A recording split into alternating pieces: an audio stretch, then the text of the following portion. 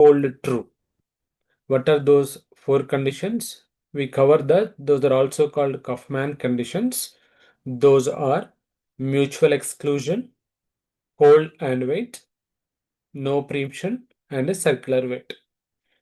Now, next topic is, so deadlock means that is a problem. All processes are stuck up. No progress will be done. Then, how to solve this problem? Good evening, sir. Good evening, Amma. So, to handle the deadlocks, we have a topic called deadlock handling techniques or deadlock handling methods. We have three approaches, three different techniques to handle the problem of deadlock. Those three techniques are deadlock detection, deadlock prevention, and deadlock avoidance. So you may get any one of these questions. The question forming is like explain about deadlock detection or what do you write about deadlock prevention and avoidance. Like that, you may not get all these three in a single question. That becomes very lengthy one. Then we'll start the discussion about these three techniques. First one is deadlock prevention. By the name, you may get some idea. Prevention. So we are taking that should not be occur, taking care to not to happen. Now, so here is we are going to design the system. With help of that system, the deadline can never be happened. That can never occur. That is the rule or logic we are following in the deadlock prevention. Like how we are using a normal sentence, prevention is better than cure in our daily life. So we need to take some health tips before take the medicine. So no need to take the medicine if you follow some health tips. In the same way, we need to follow some rules, system design rules. Those rules are helpful to not occurring the deadlocks. That is the concept of deadlock prevention. Then, how to implement this deadlock prevention? As we covered already, whenever these four conditions hold true, whenever these four conditions are true, then only the deadlock happens. So simple point is, if you break any one of these four rules, if you break any one of these four rules, obviously deadlock will not be happened. So that is the logic we are following in deadlock prevention concept. See, for example, as we covered, so different cars in the different directions may come on the road, and all cars will be stacked up. That is the deadlock example. Now, how to implement prevention is, suppose we know that already one way is blocked. Okay, the possibility of the deadlock is excluded before making a request by eliminating one of the four necessary conditions for the deadlock. Obviously, we are trying to not occurring the four conditions. So we are allowing traffic from the one direction. Assume that there is a road, this line is a road, and that is a two-directional road. Uh, Two directions, the vehicles may move from left to right and right to left. But if we know that, if we have the information that there is a traffic jam on the road, we are stopping the cars moving from one direction. Nothing but we are allowing the cars from left to right or otherwise right to left. Only one direction we are allowing that. With that, we can decrease the traffic jam. Obviously, the vehicles will be cleared. So this is a simple example to understand the prevention. If already we know that there is a chance for the occurrence of the XYZ road due to some events, generally we observe that the traffic policies may take some precautions already, the preventions. They are stopping some routes which are related to that very particular route. Obviously, that helps to prevent the occurrences of the traffic jam in that particular area. This is a simple example to understand how the deadlock prevention is implemented internal. Now, next deadlock avoidance. As I said, three techniques we have. Deadlock avoidance. The operating system runs an algorithm on requests to check for a safe state. So here the word safe state, the safe state or unsafe state, we are using two terms actually: safe state, unsafe state. Before granting the permission to use any resource to any particular process, the algorithm uses one algorithm, nothing but one method, one procedure. If the operating system assigns a resource to a particular process, then it checks whether the resource is allocated, the system remains in safe state or unsafe state.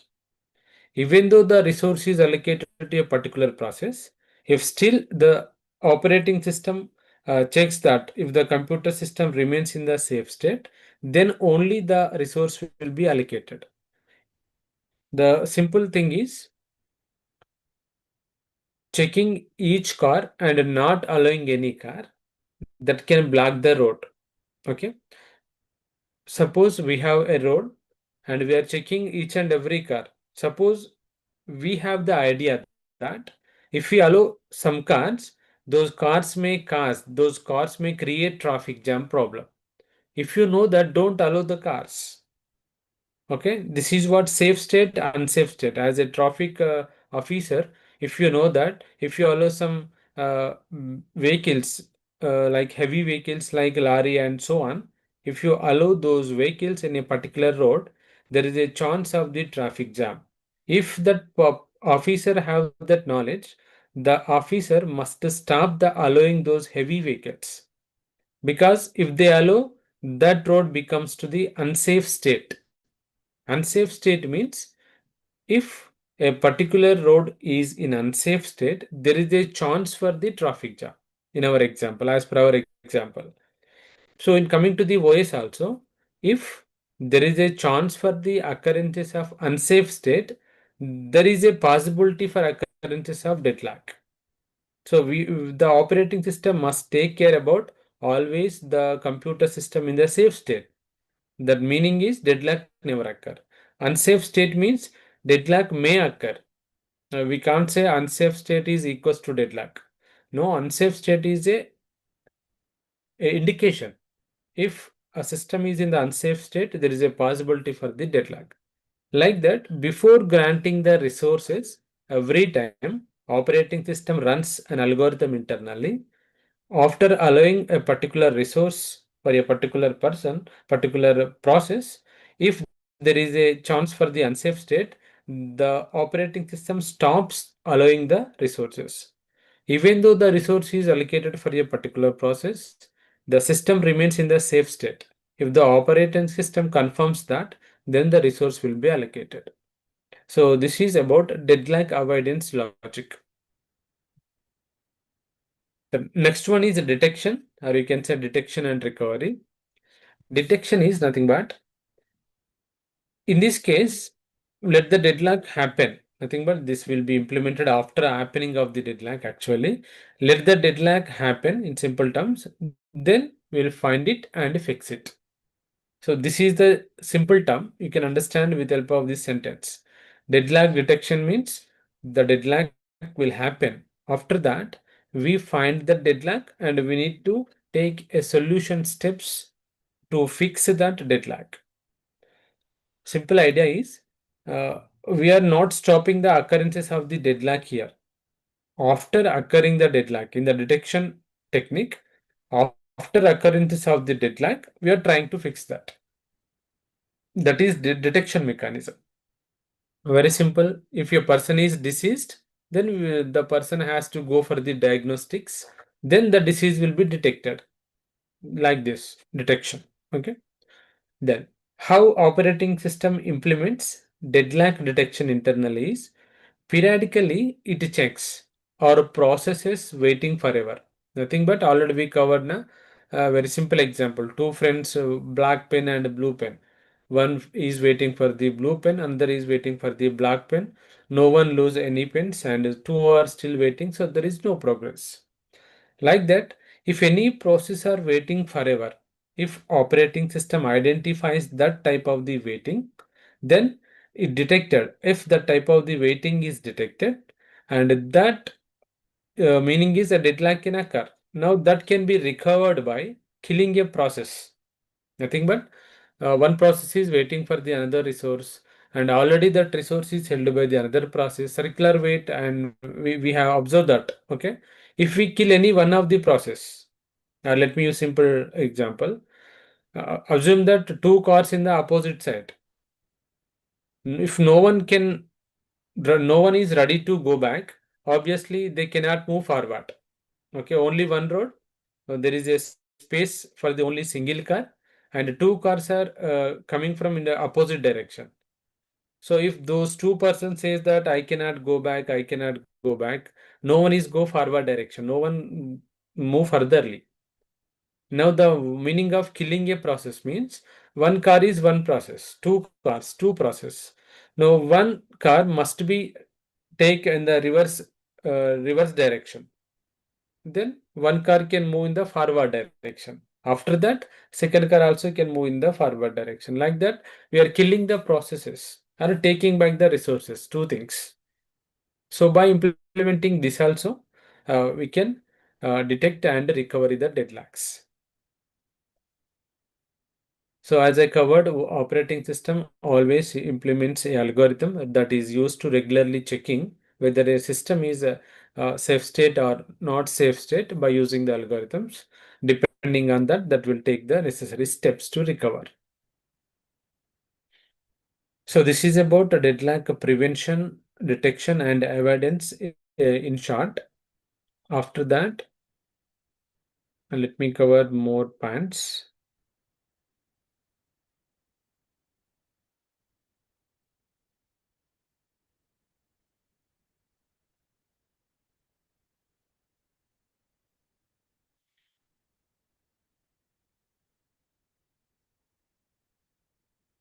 Right. Next important concept is semaphores. This is very frequently asked question. Semaphore is nothing but a non-negative integer. Of course, before going to the actual topic, let me give a simple example. We have a memory in the computer, and that operating system always trying to count how many resources can be allotted for this memory, how many resources are available, how many processes are in waiting state.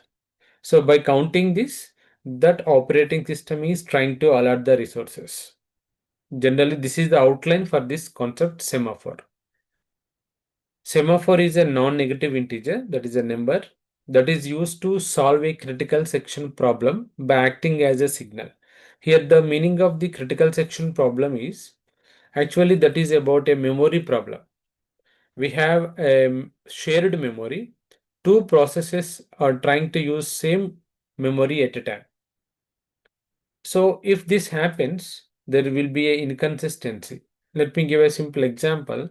Suppose one classroom, one board, but two lecturers come into the class at a time. Two lecturers are starting writing the concept of those two lecturers.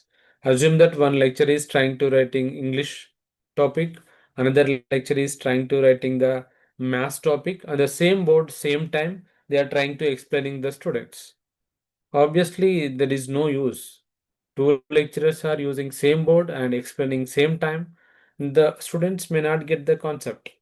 That should not be happen in the real time. So here what I want to say is the blackboard is in the shared mode.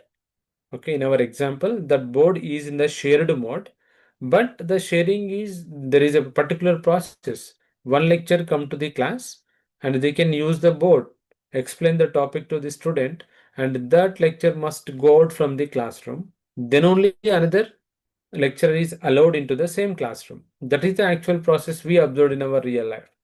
So in the same way, if we have any resource in the shared mode, no two processes are allowed into that area at a time. As per our example, no two lecturers are allowed at a time into the classroom, one by one. In the same way, this is the critical problem actually. Critical problem means whenever we are using any shared memory, more than one process should not be allowed. That is called critical section problem, and the solution is synchronization the one by one. If a process is in the shared area, another process should not be allowed. So this is about some critical section problem related points. And after that, semaphore means it counts the values just like it is giving the signal whether the memory is available or not, whether the resources are available or not. It maintains one number. That is why it is acting as a signal. That is the semaphore concept. And in the semaphore also, we have two types. First one is binary semaphore and counting semaphore. Binary semaphore is nothing but it maintains only two values, 0 and 1. The value of the binary semaphore is 1. The meaning is resources are available. Okay, resources are available for the process. Then a OS can take the necessary steps to allocate resources for the processes. That is the meaning, binary semaphore. Counting semaphore means it maintains the number, how many number of the resources are available. Let me give a simple example. Suppose my question is, do you have friends?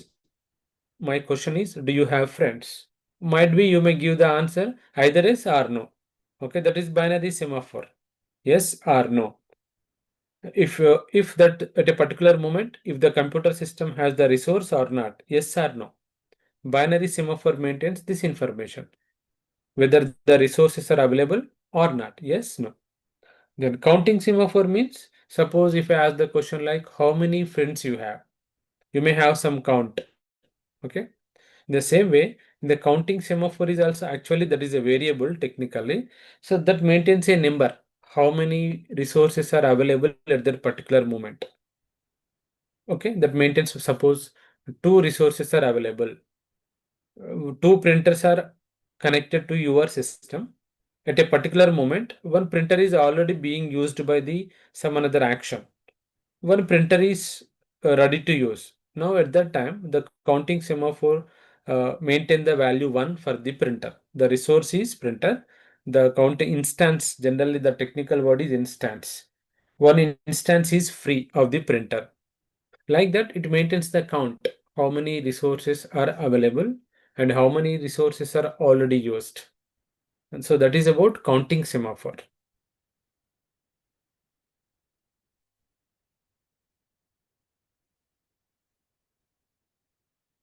Next.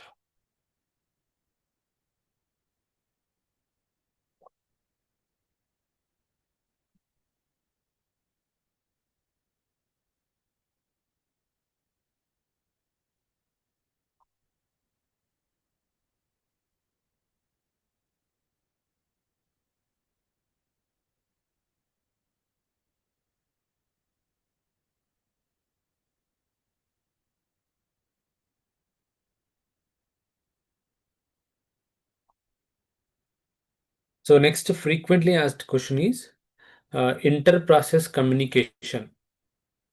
You may get the question directly like this. Explain about inter-process communication. So we have several methods, but as per your level, two methods is enough. Those methods are shared memory and message queues. Actually, what is this concept? Let me explain in simple terms. Inter-process communication, nothing but communication between the processes. Very simple. Okay. Assume that this is you, process one is you, process two is your friend. Obviously, you need to communicate if you want to do any work together. Assume that you combinedly you are doing one project. Obviously, you must communicate with one another because combinedly you are doing one work. Okay. You are using same device. Assume that same device. The device is in the shared mode. You need to use the device. After some time, your friend wants also use the same device. So in this case, the processes must be communicate with one another. That is the concept of IPC, inter-process communication. Communication between the processes in simple terms.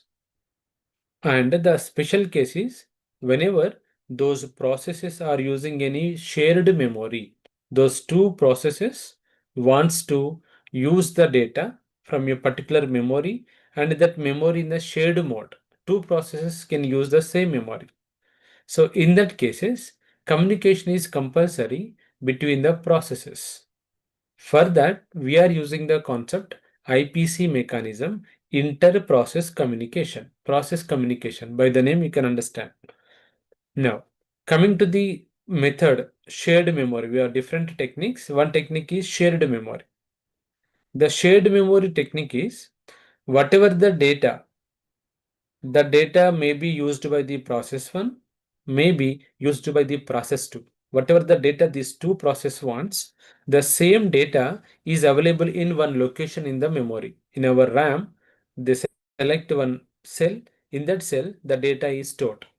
Whenever process wants to use that, that can use, and whenever the process 2 wants to use the same memory, they can use it. So this is called of shared memory. The shared memory needs to be protected from each other by synchronizing access to all the processes. Synchronizing means, as I said already, the shared memory can be used by any process, but at a time, two processes are not allowed. One process after another process. Just like our example, one lecture, after that another lecturer.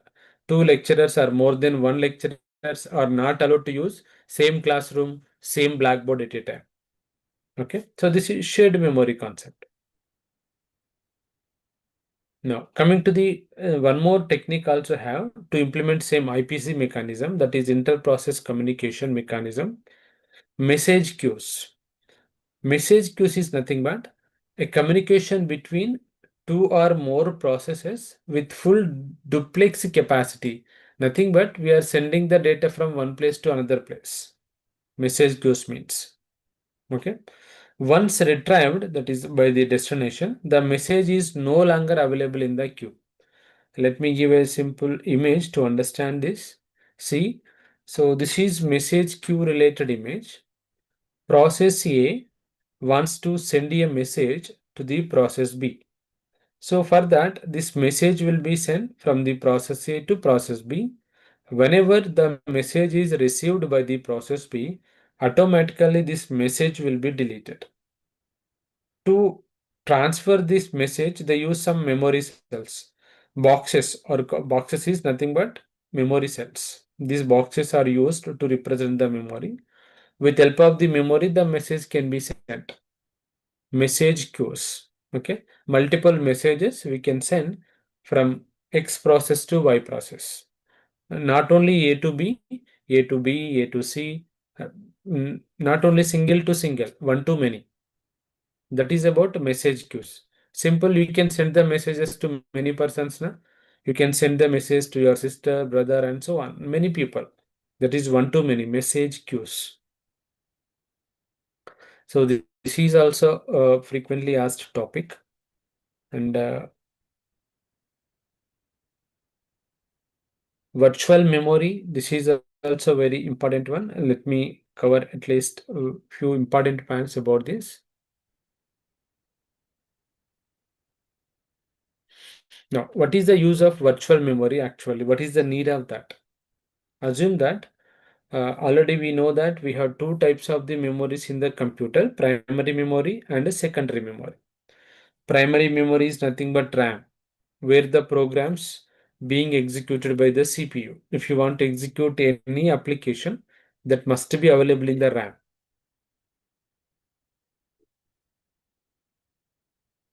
And that is a temporary memory.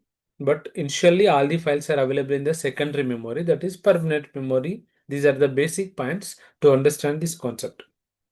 Now, actual point is assume that I want to execute a program. I want to execute a program, and that program memory size is 2 GB, let us say. That program memory size is 2 GB, but actually my RAM memory capacity is 1 GB only. RAM capacity is 1 GB.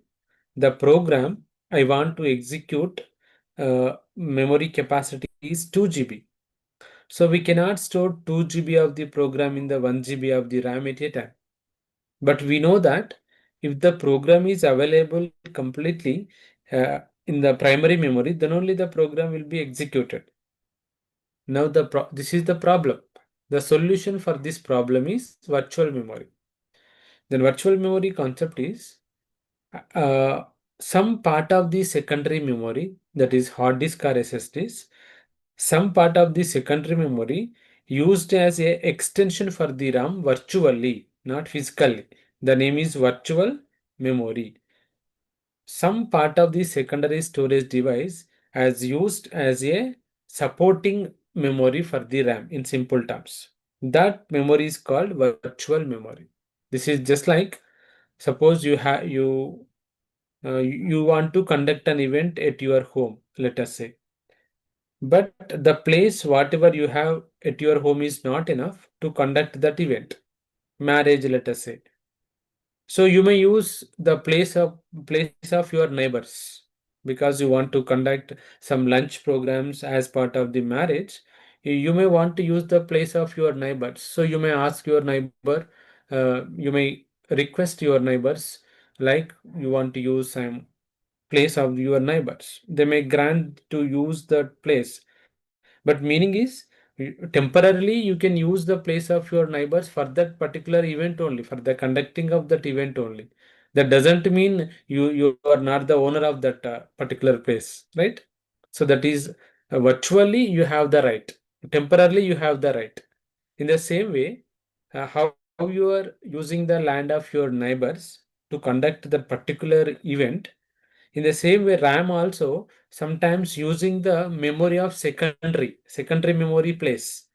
Of course, that is not part of the RAM. Even though you are using your neighbor's place, that is not your place actually, but for the conducting of that event you are using. In the same way, RAM capacity is not enough to store that particular program. That's why sometimes that uses some memory from the secondary memory also. So this concept is called virtual memory. Okay, temporarily that is using that memory. Virtual means also not real.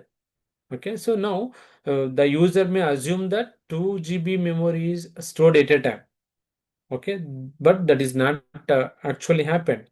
That virtual memory concept is used internally. So that program is loaded step by step from virtual memory to the main memory. So this is what happened in the computer system actually with the help of the virtual memory concept. Now, we have one more concept called dynamic loading. So here the point is, whenever a particular fragment of the program, suppose I have a program and that program is divided into process. Okay, 10 process we have, and P1 is being executed right now. Assume that. Now, whenever P3 CPU wants to allocate for the P3, but at that time P3 is not in the main memory. So in these cases, forcefully the P3 is called from the virtual memory to the main memory for the execution. So this is called dynamic loading. In simple terms, whenever that particular process is required for the execution, then only the process will be loaded. Dynamic loaded. Then one more frequently used word in the examination, logical addressing and physical addressing. The meaning of the physical and logical is, coming to the logical address. Suppose I want to execute a program and before start the execution, the program is available in the secondary storage device. Okay, that is some address. And at the time of the execution also, to identify each and every program, the CPU assigns a address for the all the processes. That address is called logical address. More simply, logical address is an address generated by the CPU for the execution purpose. That is called a logical address. Okay. Next, what is physical address?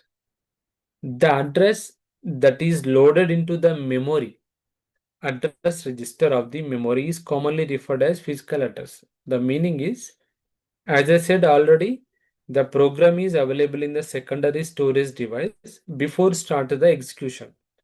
Whenever you are trying to start the execution, that program must be transferred from secondary memory to primary memory. And whenever that is loaded into the primary memory is combination of different cells. Cell is nothing but a part of the memory. Every cell has a unique address physically. That address is called physical address. In which memory location your program is stored, that location address is called physical address.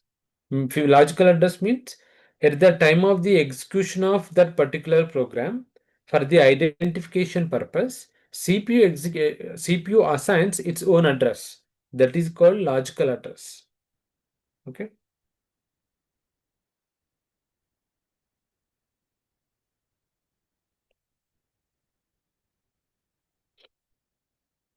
Now, next, swapping.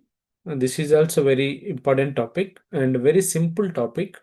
Let me explain it with help of this simple image.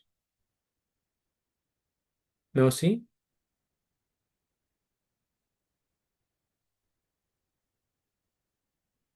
right. So here, this is the main memory. This box is main memory. And every time internally, the main memory is separated as two parts, not physical parts, logical parts, OS part and user part. So all the user related programs will be executed in this user space only, and the operating system will use this part for the functioning of the operating systems. This is about main memory. And coming to this, backing store means nothing but secondary memory in simple terms. This is the secondary memory where actually the processes are stored. Sir అది screen show అవ్వట్లేదు sir. Oh no, 1 minute.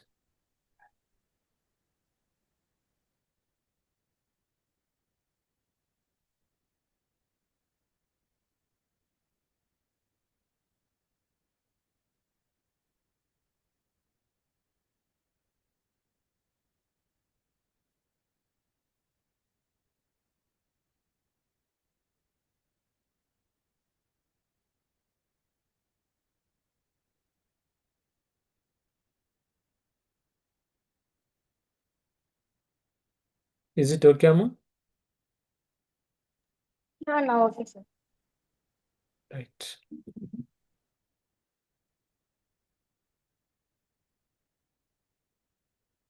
Now see, so this is a primary memory. In the primary memory, logically we have two parts, OS part, user part. All our programs will be executed in user part only, that is user space. And this part is used by the OS for the functioning purpose. And coming to this backing store, nothing but where the processes are stored at the time of the execution. Assume that suppose the as per the program's instruction, P2 need to execute it with the CPU has to execute P2 as per the instruction. Then P2 will be swapping, nothing but transferred from secondary storage to primary memory. Okay. Assume that there is no space for the P2. In that case, P1 is swapped out. Nothing but P1 is moved from main memory to backing store or secondary memory. Like this, required processes are transferred from secondary memory to primary memory, and unnecessary processes, if any, is identified in the primary memory, those will be swapped out from primary memory to secondary memory. So entirely this process is called swapping process. Necessary process should be available in the main memory. Unnecessary process should be moved to the secondary memory in simple terms. This process is swapping process. One in, one out, because there is no more space.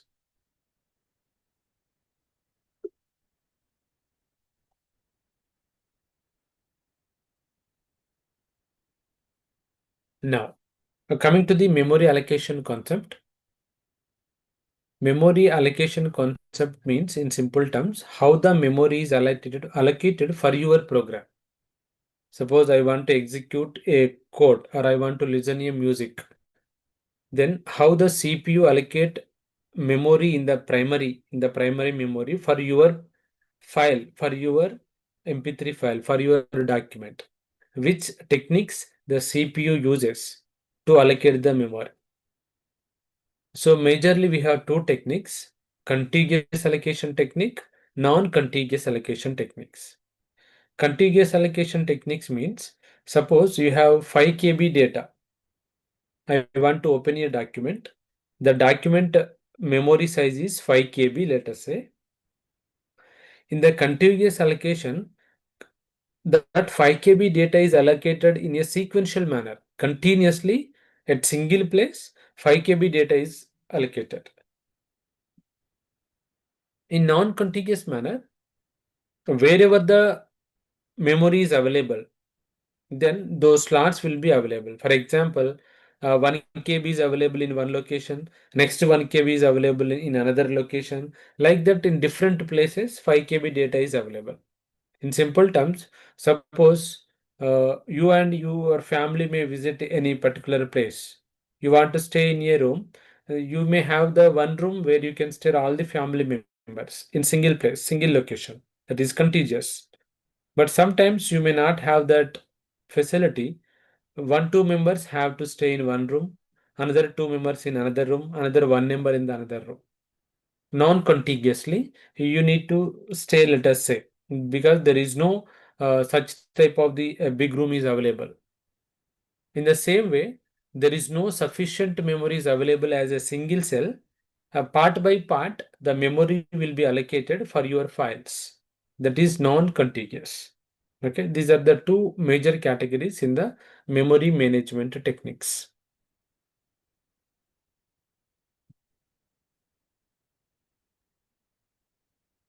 See, this is a contiguous memory allocation. 15 KB need to allocate for a particular program. Contiguously, that 15 KB is allocated. Now, internal fragmentation. Fragmentation means problem, simply. Okay, the memory related problem is fragmentation. And we have two terms: internal fragmentation and external fragmentation. These are very frequently used words in the examination also. You may get for the short answer questions. What is internal fragmentation? What is external fragmentation? Let me tell you by using simple terms. Sir fragmentation అంటే same దాంది ఇంకో copy వస్తుంది అదేనా? అది కాదు. Fragmentation అంటే మనకు కావాల్సిన దానికన్నా ఎక్కువ ఉండడం, లేదా మనకు కావాల్సినంత సరిపోయేట్టు ఉండకపోవడం. ఉండకపోవడం. టూ టైప్స్ ఉంటాయి: ఇంటర్నల్ ఫ్రాగ్మెంటేషన్, ఎక్స్టర్నల్ ఫ్రాగ్మెంటేషన్. ఉన్నా కానీ మనం వాడుకోరాదు ఒక్కోసారి. ఓకే, అది చెప్తాను నీకు ఇప్పుడు. ఇంటర్నల్ మొత్తం ఇది మెమొరీ రిలేటెడ్ ఇష్యూస్. ఒక్కోసారి మనకు మెమరీ ఉండదు, ఒకసారి ఉన్నా మనం వాడుకోలేని ప్లేస్లో ఉంటాం. అది ఏంటనేది ఇక్కడ చెప్తా చూడండి. సో ఇంటర్నల్ ఫ్రాగ్మెంటేషన్ అంటే ఏంటంటే, the memory అలికేటెడ్ to A space may be slightly larger than the requested memory.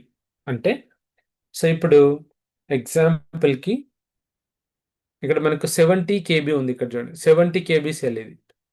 70 KB cell ఉంది. ఓకే, సో ఈ 70 KBలో ఒక ఎగ్జాంపుల్ ఇస్తాను.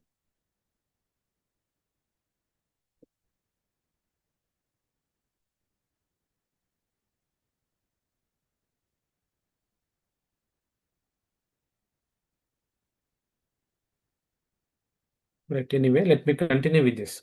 సో ఇప్పుడు 20 KB ఇక్కడ మనకు ఫ్రీగా ఉంది, but we're not able to use that. That is the meaning of internal fragmentation. అంటే 20 KB ఖాళీగా ఉంది, బట్ మనకి ఇప్పుడు ఇంకొక ప్రాసెస్కి అలాట్ చేయాలి. ఆ ప్రాసెస్కి 30 KB కావాలి, బట్ నాకు ఇక్కడ 20 KBయే ఖాళీగా ఉంది. మన ఒక ప్రాసెస్ని ప్రైమరీ మెమరీలో స్టోర్ చేయాలి.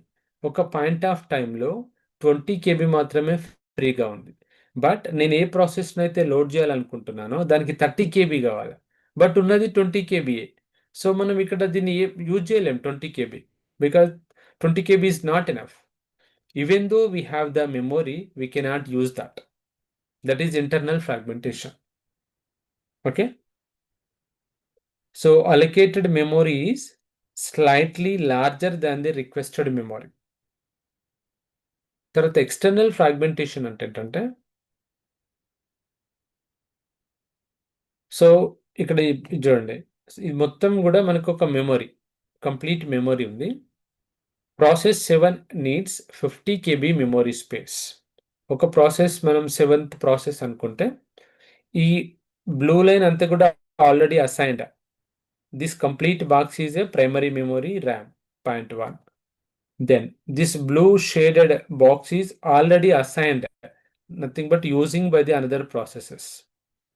And this, the word fragment means small part of the memory. Fragment means, okay, this part, in this case, this part is available. This part is available. So this is available memory. This is available memory, and this is also available memory. Now finally we have 40 plus 10, 50, 55 KB memory is available. But this process 7 needs 50 KB memory, but that is not in the sequential order.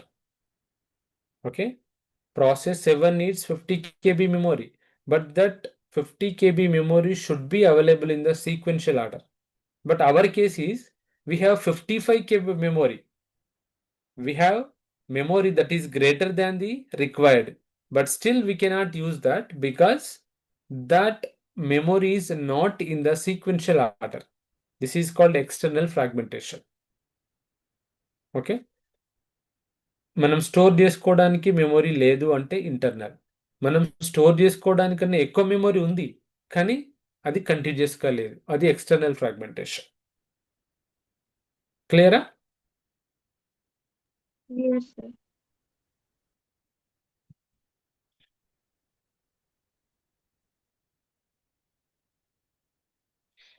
So many things are there still, but let me cover outline of each and every topic, then you can write it in the exam.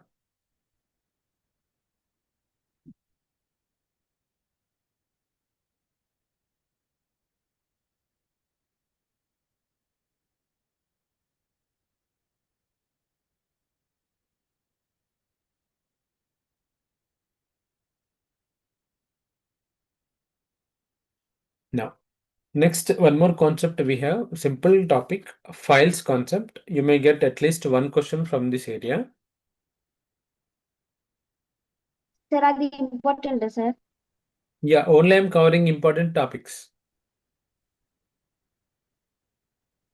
Okay. Directly I am going to the important topic only.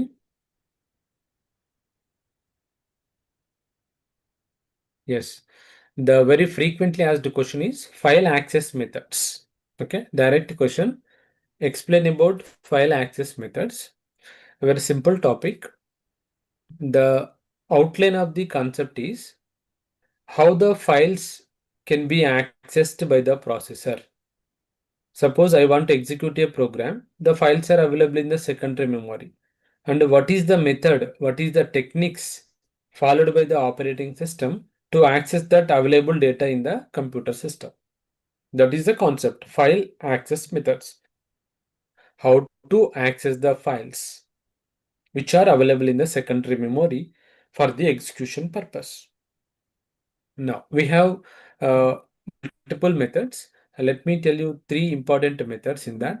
First one is sequential access. So in this case, by the name you can understand sequential access. If your operating system follows sequential access, the data will be accessed in the sequential manner, one by one. That is called sequential access. If you observe this, so this is generally hard disk structure. Okay, this is called sectors. These small parts are called sectors, and within these sectors only the data is stored. And one sector after the other sector, sequentially the data is accessed. That is called sequential access, one by one, sector by sector. Next, direct access. So in this case, sometimes if operating system uses the concept of direct access, with help of the program that can directly access the required file. No need to follow the sequential mechanism. Let me give a simple example. Sequential access is nothing but listening the music by using tape records. I think you may have the idea about we had a tape recorders and cassettes to listen the music.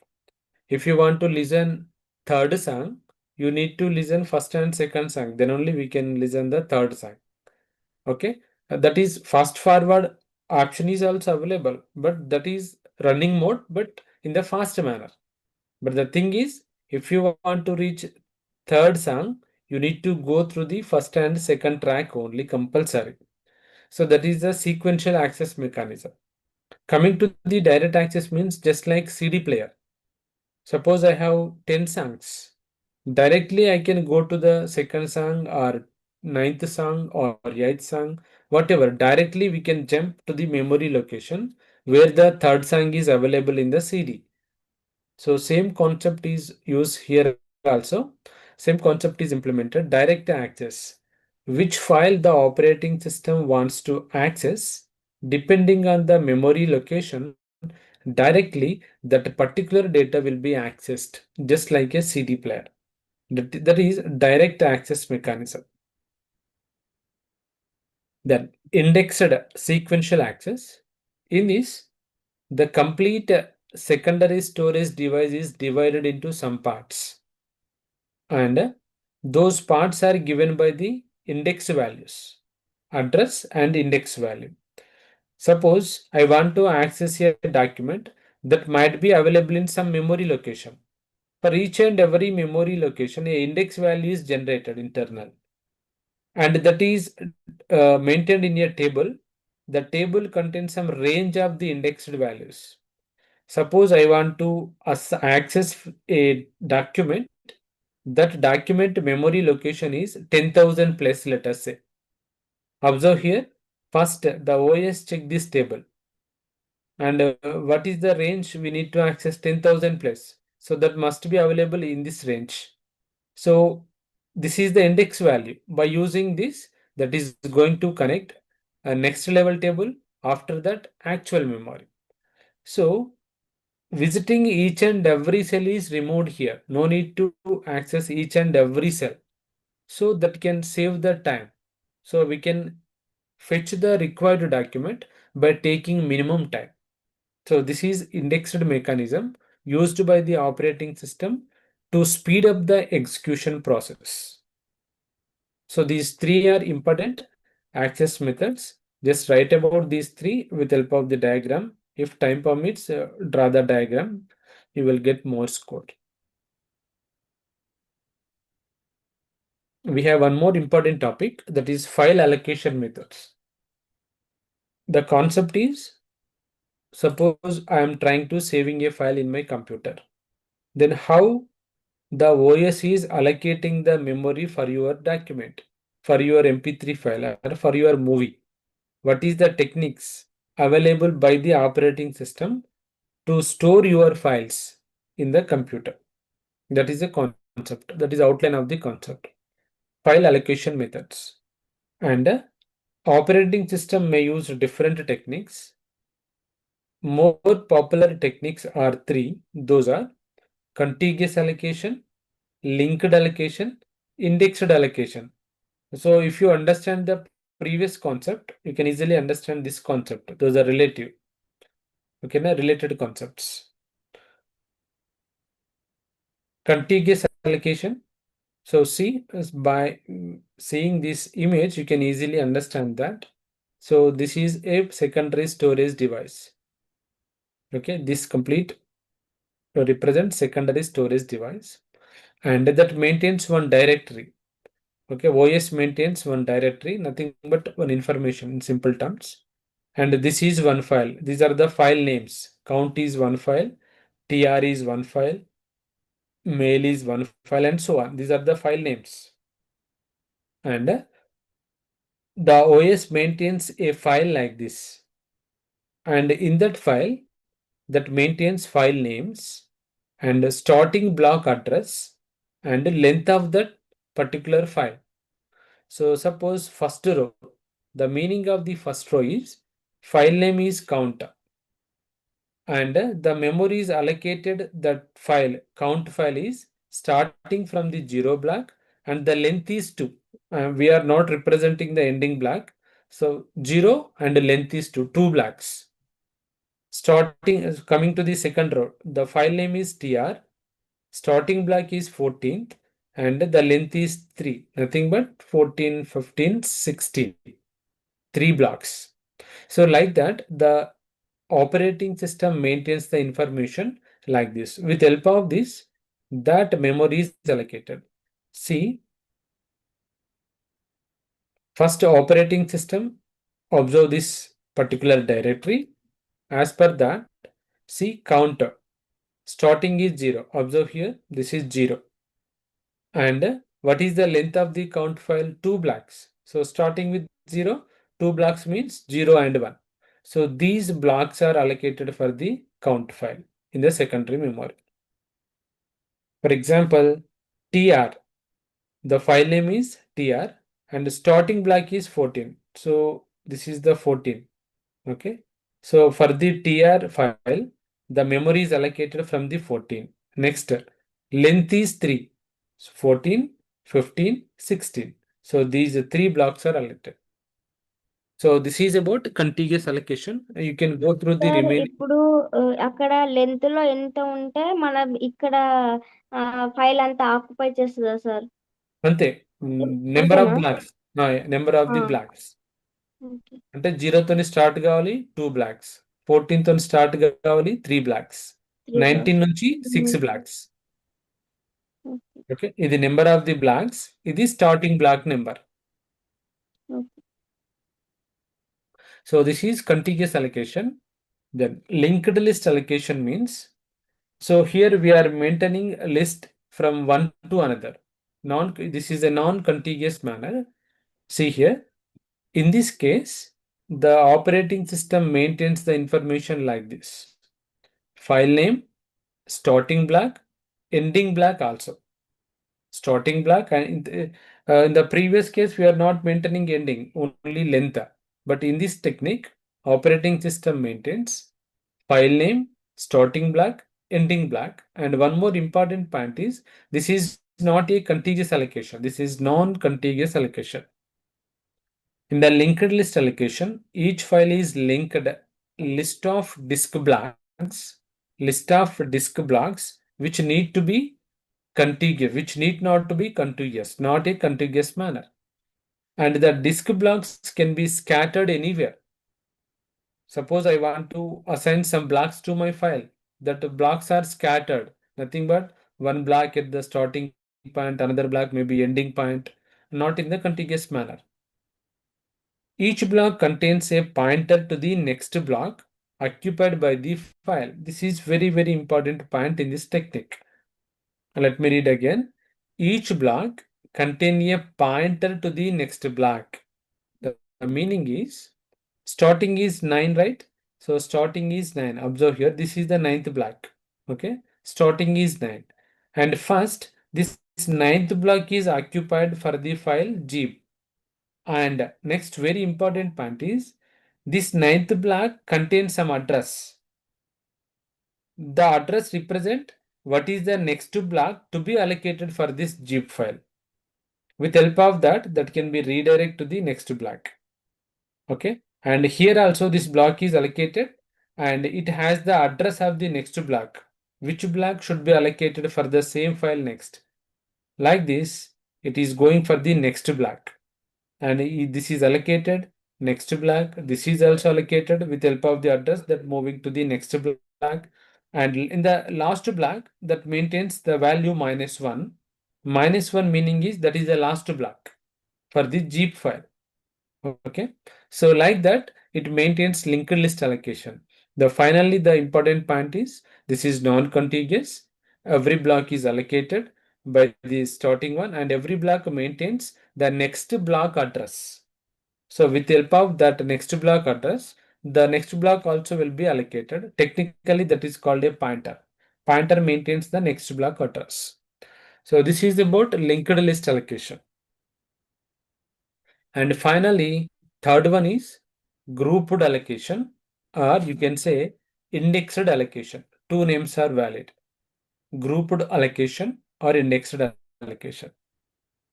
So in this technique, a special block in the available blocks of the secondary memory, a special block is maintained. That block name is index block. And what is the use of this block is that index block contains the pointers, references. Pointers means reference. Pointers to all the blanks occupied by the file. Nothing but only one block contain the information about the all the blocks, which block should be allocated for that particular file. So that is the meaning of index block. Each file has its own index block, and the ith entry in the index block contains the disk address of the ith file block. Let me simplify this with the help of this image. See, the OS maintains the information like this. File name is zip. Index block is 19. There is no starting point, there is no ending point, there is no length is maintained in this technique. Just directly, it maintains only index block and it redirects to the index block 19th block. Now, in this 19th block, a pointer, an individual pointer is maintained for the each and every blocks, which block is allocated for this file. Single point to the all the blocks. In the previous case, one block to another block.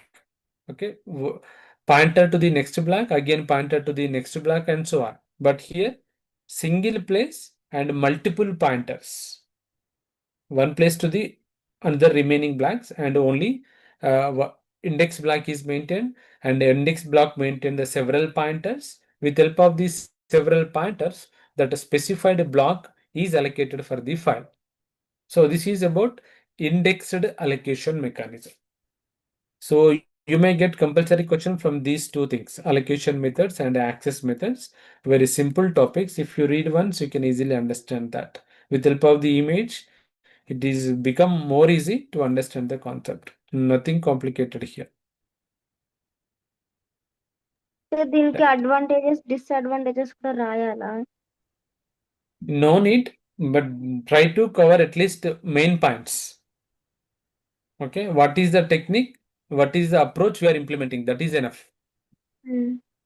Okay, no need to write advantage and disadvantage. What is the concept? What is the categories? And what is the main concept? Just to draw the diagram at least with a neat sketch. If you represent it, you will get more marks. Diagram plays vital role than the text. Okay, if you sketch it, you will get more marks, because by seeing that, the evaluator also can easily understand the sir ఈ answers. Numbers exact గా ఉన్నది ఉన్నట్టే వేయాలా? అంటే No, no, normal no గా need. Any number you మనం can use. ఏదైనా చూసుకోవచ్చు. Any number you can use. The thing is, ఇక్కడ నుంచి ఏ బ్లాక్ అలొకేట్ చేయాలో ఇది అర్థమవుద్ది అంతే. ఇక్కడ నుంచి అడ్రస్ ఉంది అనమాట అంతే. ఇప్పుడు ఈ షేడెడ్ ఉన్న వాటిని మనం అలొకేట్ ఎక్కడైనా స్టాప్ చేయొచ్చు కదా సార్? అంటే ఏ ఏ నంబర్ ప్లేస్ కైనా అయినా, పెట్టొచ్చు. ఏ నెంబర్ కైనా ఎక్కడైనా ఏదైనా చేయొచ్చు. No issue.